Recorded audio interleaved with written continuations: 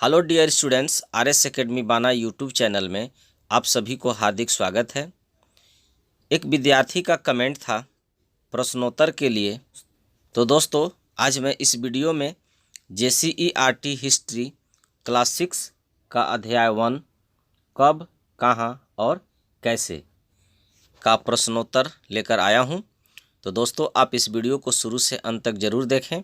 यदि यह वीडियो आपको अच्छा लगे तो इस वीडियो को लाइक, शेयर एंड इस चैनल को सब्सक्राइब जरूर करें। तो अब हम वीडियो को कंटिन्यू करते हैं। इस वीडियो में सबसे पहले हम लोग प्रश्न 1 रिक्त स्थानों को पूर्ति कीजिए को देखेंगे।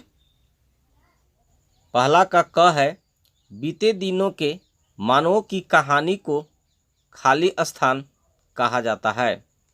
तो दोस्तों, बीते दिनों की मानवों की कहानी को इतिहास कहा जाता है।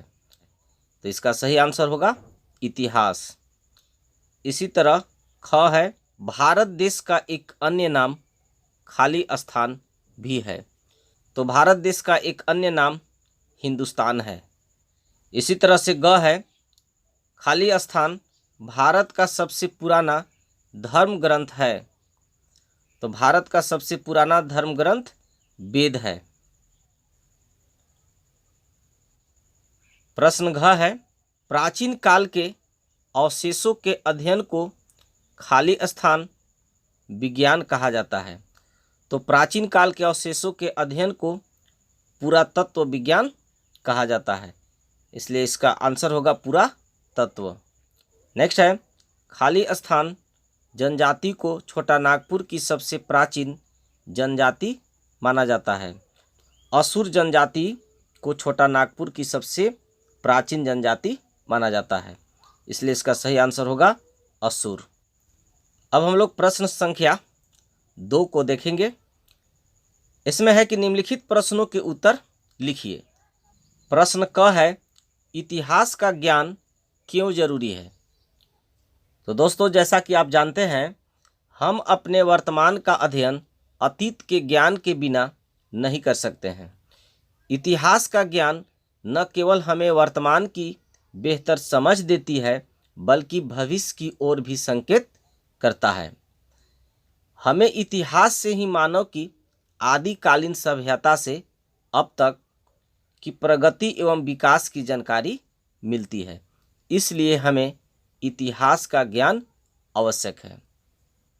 दूसरा का प्रश्न ख है, प्रागैतिहासिक और इतिहास में क्या अंतर है।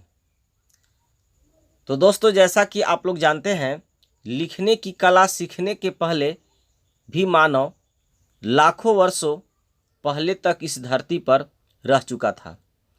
जिस काल में मनुष्यों का कोई लिखित साक्ष्य नहीं मिलता है, उसे प्रागैतिहासिक काल कहा जाता है। बाद में इंसानों ने लिखना सीखा। मानव की प्रगति की कहानी के उस भाग को इतिहास कहते हैं, जिसके लिए लिखित विवरण मिलते हैं।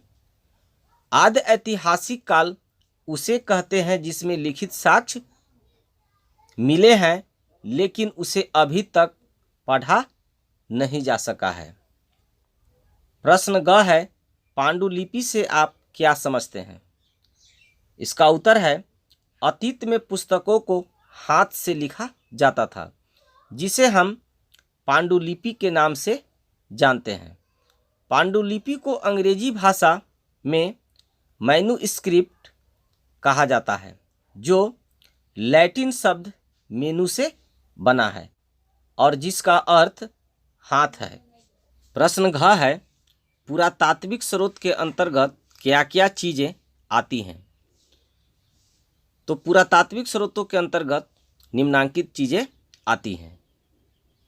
अवशेषों में स्मारक, भवन, सिक्के, मिट्टी के बर्तन, पत्थर तथा धातु के औजार, प्रतिमाएं तथा अन्य प्रकार की चीज़ें शामिल हैं। इनसे विभिन्न युगों की सामाजिक, धार्मिक एवं आर्थिक परिस्थितियों की जानकारी मिलती है। शिलाओं, खंभों, पत्थरों की दीवारों या मिट्टी तथा पत्थर के छोटे छोटे फलकों पर उकेरे गए लेख भी हमारी जानकारी के महत्वपूर्ण माध्यम हैं। प्रश्न 2 का लास्ट क्वेश्चन है, हमारे देश को किन किन नामों से पुकारा गया है।